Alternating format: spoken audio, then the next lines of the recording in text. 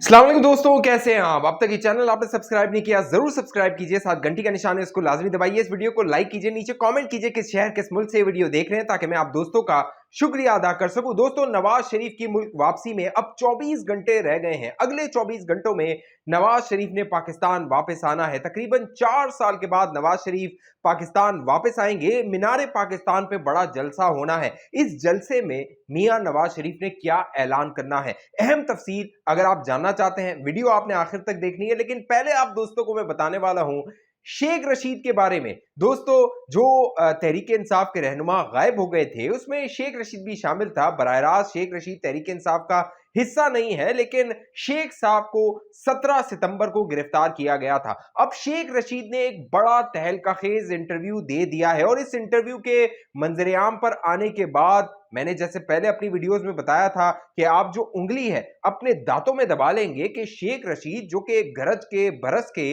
इमरान खान के कसीदे पढ़ा करता था, वो इमरान खान के बारे में ये इंकशाफात कर रहा है। जो शेख साहब है वो जो है वो पिंडी के हलके से उनका ताल्लुक है, और पिंडी वाले जो है उनसे अपनी रगबत और अपनी रफाकत जो है वो शेख साहब जो है वो बार बार उसका इजहार करते रहे हैं। आप टीवी चैनल पे सुनते रहे होंगे शेख रशीद की तकरीरें, शेख रशीद के बयान, शेख रशीद के इंटरव्यूज, जिसमें वो अपने आप को फौज का तर्जुमान कहा करते थे। अब 17 सितंबर को बहरिया टाउन रावलपिंडी से शेख साहब को हिरासत में लिया गया। उनके साथ उनके एक मुलाजिम और एक बांजे को भी हिरासत में लिया गया। जो उनका मुलाजिम और बांजा था उसको तो रिहा कर दिया गया। अब शेख साहब भी अपने घर पहुंच गए हैं, लेकिन शेख साहब लाल हवेली नहीं पहुंचे हैं। लाल हवेली को तो सील कर दिया गया है, उससे भी वो हाथ धो बैठे हैं। वो शेख साहब जो है वो अपना इस्लामाबाद वाला जो घर है वहां पर मौजूद है, वहां वो पहुंचे हैं और बड़े हशाश बशाश हैं, क्योंकि तहरीक इंसाफ की जानिब से यह तासुर दिया जा रहा था कि शेख रशीद पे बड़ा तशद्दुद किया जा रहा है, बड़ा दबाव डाला जा रहा है,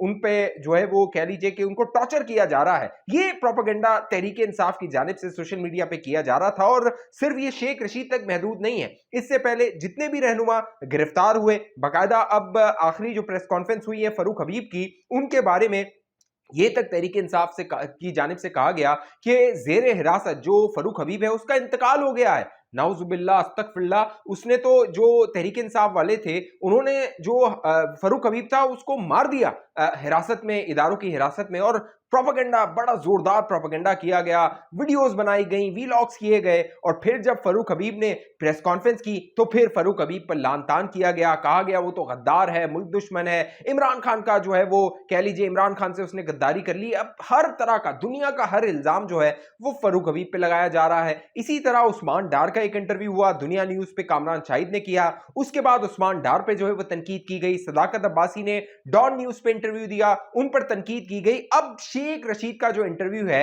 अगले चंद घंटों में आपकी टीवी स्क्रीन पर आने वाला है। मामला यह हुआ है कि शेख साहब 17 सितंबर के बाद घर पहुंचे, इस्लामाबाद पहुंचे। वहां उन्होंने चंद दिन कयाम किया, अपने आप को रिलैक्स किया, अपने जो उनका सॉफ्टवेयर अपडेट किया गया था वो फिर पूरी तरह जो है वो अपडेट हो गया। फिर उन्होंने एक एंकर को कॉल की और उस एंकर को कहा कि मैं आपको इंटरव्यू देना चाहता हूं। अब दिलचस्प बात यह है कि जब उस एंकर को शेख साहब की कॉल आई तो वो जो एंकर था वो परेशान हो गया, क्योंकि उसे तो लग रहा था कि शेख साहब तो हिरासत में है। अब हिरासत से कोई किसी एंकर को कॉल कर रहा है तो वो तो परेशान हो जाएगा, हैरान हो जाएगा कि मुझे कॉल क्यों की जा रही है। तो उस एंकर ने जब वो कॉल उठाई तो आगे से शेख साहब ने कहा, अस्सलाम वालेकुम, कैसे हैं आप? और उसने दोनों ने अपनी खैरियत दरियाफ्त की। वो जो एंकर था उसने शेख साहब की खैरियत दरियाफ्त की, और आवाज से शेख साहब की ये लग रहा था कि शेख साहब बहुत मुतमईन भी हैं, बहुत रिलैक्स भी हैं, और कहीं से ये नहीं लग रहा था कि शेख साहब पे कोई दबाव डाला गया है या फिर उन्हें तशद्दुद का निशाना बनाया गया है। शेख साहब ने उस एंकर से कहा कि मैं आपको एक इंटरव्यू देना चाहता हूं।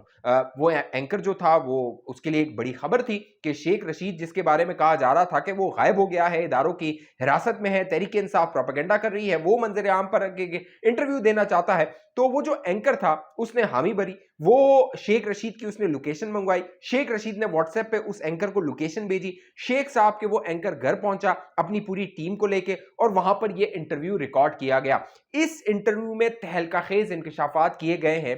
ये समा टीवी पे नशर होने वाला है जुमे को रात 8 बजे, और ये इंटरव्यू किया है एंकर मुनीब फारूक ने। मुनीफ फारूक साहब ने अब तस्दीक भी कर दी है कि उन्होंने ये इंटरव्यू रिकॉर्ड किया है, बाकायदा शेख रशीद साहब की फरमाइश पे रिकॉर्ड किया है। और मुनीफ फारूक ने यह भी बता दिया है कि इस इंटरव्यू में शेख साहब बाकायदा कहीं से नहीं लग रहा था कि उन पर तशद्दुद किया गया है, उनको टॉर्चर किया गया है, उनको दबाव में लाया गया है। और इंटरव्यू के दौरान शेख साहब ने दोस्तों बड़े बड़े इंकशाफात किए हैं इमरान खान के बारे में। जो शेख रशीद साहब ने अब बताया है वो जब आप सुनेंगे तो आप हैरान रह जाएंगे।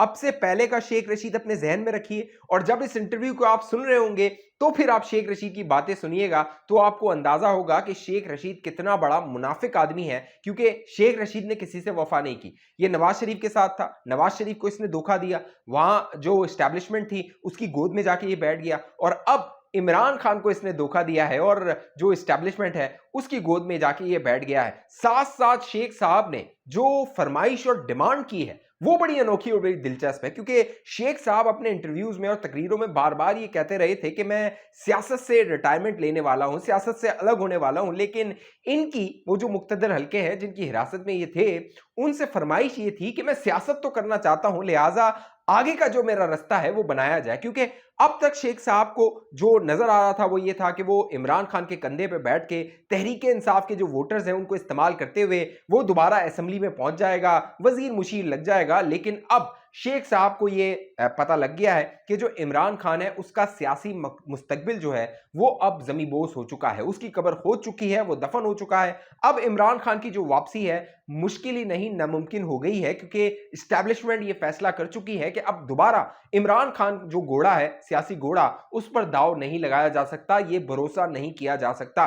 शेख रशीद साहब का जब ये इंटरव्यू नशर होगा समा टीवी पे तो आप सुनेंगे कि शेख साहब एक तो साइफर के हवाले से बताएंगे किस तरह इमरान खान ने उसको इस्तेमाल किया, पाकिस्तान के खिलाफ इस्तेमाल किया, और जब ये साइफर इमरान खान के पास आया, बाकायदा तहरीक इंसाफ की जानिब से तो ये कहा गया था कि वो साइफर छुपाया गया है, लेकिन जो इमरान खान है उसको ये 9 तारीख को यानी 9 मार्च 2022 को ही बता दिया गया था कि इस तरह का कोई खत, इस तरह का कोई साइफर आया है, जो कि जो है वो आप देख लीजिए। फिर इमरान खान ने 10 तारीख को वो साइफर देख लिया था और फिर उस पर इमरान खान ने जो कहा था वो भी बड़े तारीखी अल्फाज हैं। इमरान खान ने कहा था कि अमेरिका से बड़ा ब्लंडर हो गया है, क्योंकि इमरान खान ने सोच लिया था कि उसको जो नजर आ रहा है कि उसकी हुकूमत खत्म होने वाली है, वो इस साइफर को इस्तेमाल करेगा, जो कि वो ऑडियो मंजर आम पर आ चुकी है, जिसमें वो कहता है कि लेट्स प्ले विद इट, इसके साथ खेला जाए, अवाम को बेवकूफ बनाया जाए। तो शेख रशीद वो सारी कहानियां बताएगा। काबीना के इजलास के अंदर क्या गुफ्तगू होती थी, फौज के खिलाफ क्या बातें होती थी, उस वक्त army chief general Qamar Javed Bajwa के खिलाफ क्या बातें होती थी, उस वक्त फिर जब जनरल आसिम मुनीर की तैनाती थी उस हवाले से क्या मनसूबाबंदी की जा रही थी, क्या मामलात हो रहे थे, उसके बारे में जो शेख रशीद साहब हैं वो बताएंगे। फिर दीगर जो मामलात थे काबीना के अलावा, जो बनीगाला के मामलात थे और जमान पार्क के मामलात थे, उस पर शेख साहब रोशनी डालेंगे। और इस इंटरव्यू के बाद आप यकीन कीजिए आप हक्का बक्का रह जाएंगे, आपके होश उड़ जाएंगे। एक नया चेहरा शेख रशीद का आप देखेंगे, ना उसमें गनगरज होगी, ना उसमें वो जलाओ गिराव वाली बातें होंगी, ना उसमें वो तोड़ फोड़ वाली बातें होंगी कि मार दो, गिरा दो, जला दो। आपको एक अब शांत शेख रशीद नजर आएगा, क्योंकि शेख रशीद को बता दिया गया है कि अब ये सारी जो इस तरह की सियासत है वो पाकिस्तान में काबिल कबूल नहीं होगी। तो इंतजार कीजिए, मजीद जो तफसीलात आएंगी जब ये इंटरव्यू नशर होगा, एक और वीडियो बना के मैं आप दोस्तों के सामने उसकी तफसील रखूंगा। अब बात कर लेते हैं नवाज शरीफ साहब के, जो अगले चंद घंटों में मीनार पाकिस्तान पे जलसा होने वाला है। दोस्तों, नवाज शरीफ का जिस तरह इस्तकबाल होने वाला है, वो इस्तकबाल जो है वो जब बेनजीर साहिबा 80 की दिहाई में मुल्क वापस आई थी, लाहौर में जो बड़ा इस्तकबाल किया गया था वो आपको याद आ जाएगा। फिर जो 2011 में इमरान खान को इस्टेब्लिशमेंट एक परवान चला रही थी और तमाम इलेक्टेबल्स जो थे वो जो है वो मीनार पाकिस्तान पे ही जलसा हुआ था, यादगार आपको याद होगा 30 अक्टूबर 2011 का। उसमें तमाम जो लोग थे, मोहरे थे इस्टेब्लिशमेंट के, उनको इमरान खान के साथ लाया गया था और वो एक तारीखी जलसा जो है वो तारीख में कहा जाता है, जो कि उस वक्त जनरल पाशा जो थे उन्होंने उसको कामयाब बनाया था। अब जो जलसा होने वाला है नून लीग के लिए एक तो मेक एंड ब्रेक है, डू एंड डाई वाला मामला है, और साथ साथ इस्टेब्लिशमेंट के लिए भी है, क्योंकि तासुर ये मिल रहा है कि तमाम जो इस्टेब्लिशमेंट ने अपने जो कार्ड्स हैं, अपनी जो कुव्वत है वो लगा दी है नवाज शरीफ साहब के पीछे। क्योंकि नवाज शरीफ जो है इस्टेब्लिशमेंट को अब ये लगता है, उनको ये एहसास हुआ है कि नवाज शरीफ मुल्क को इस मुश्किलात से निकाल सकता है, क्योंकि नवाज शरीफ वो वाहिद लीडर है जिसके एक तो बैनुल अक़वामी सतह पे ताल्लुकात हैं, चाहे वो चाइना हो, चाहे वो तुर्की हो, चाहे वो अमेरिका हो, चाहे वो चीन हो, चाहे दीगर ममालिक हो, वहां पर जाती लेवल पे नवाज शरीफ के ताल्लुकात हैं, क्योंकि नवाज शरीफ 3 मरतबा वजीर आजम रह चुका है। जो शख्स 3 मरतबा वजीर आजम रह चुका हो, आप इससे सिर्फ अंदाजा लगा लीजिए उसके कितने ताल्लुकात हो सकते हैं।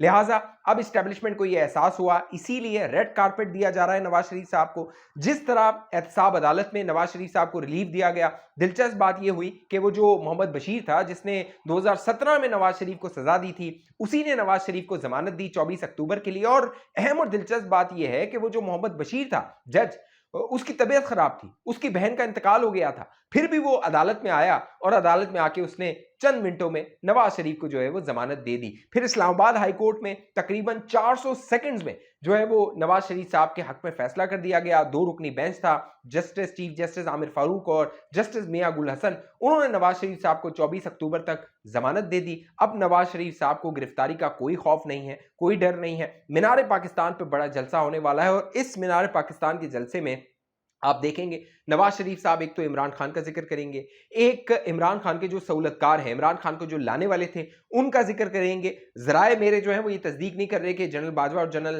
फैज का नाम लिया जाएगा या नहीं, लेकिन उनका जिक्र जरूर होगा। नाम लिया जाए या ना लिया जाए, उनका जिक्र जरूर होगा। और साथ साथ जो मौजूदा एस्टेब्लिशमेंट है उसको भी पैगाम दिया जाएगा। इस तकरीर में इंतजार कीजिए, अगले 24 घंटों में नवाज शरीफ साहब की आमद होने वाली है। एक तारीखी जलसा मीनार पाकिस्तान पे बड़ा करने वाली है नून लीग। इस हवाले से जो भी अपडेट्स होंगी मैं आप दोस्तों को बाखबर रखूंगा। अब तक ये चैनल आपने सब्सक्राइब नहीं किया, जरूर सब्सक्राइब कीजिए, साथ घंटी का निशान है उसको लाजमी दबाइए। फेसबुक पे देखने वाले दोस्त पेज को लाइक फॉलो करके इस वीडियो को लाजमी शेयर कीजिए। अगली वीडियो तक मुझे इजाजत दीजिए, अपना ख्याल रखिएगा। पाकिस्तान जिंदाबाद।